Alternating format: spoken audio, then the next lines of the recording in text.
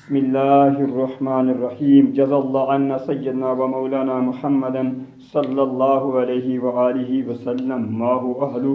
السلام علیکم ورحمۃ اللہ وبرکاتہ۔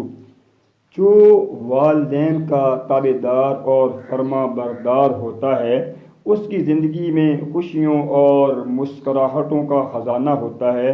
جس طرح پھول کو خوشبو سے پیار ہوتا ہے ویسے ہی اللہ اور رسول کو بھی اس سے پیار ہوتا ہے۔ جو والدین کا تابع دار اور فرما بردار ہوتا ہے اس کی عزت اور شہرت کا چرچا شہر شہر اور نگر نگر ہوتا ہے۔ جس طرح کسی ملک کا وزیر اعظم حفاظت میں ہوتا ہے ویسے ہی وہ بھی اللہ کی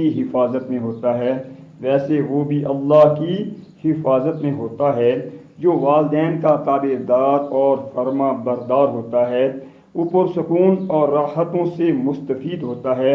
جس طرح پھولوں سے بھرا ہوا باغ بہار کے موسم سے خوش ہوتا ہے ویسے ہی اللہ اور رسول اس سے خوش ہوتا ہے۔ جو والدین کا تابع دار اور فرما بردار ہوتا ہے وہ اچھے لوگوں کی زبانوں پہ بھی اور دلوں میں بھی ہوتا ہے۔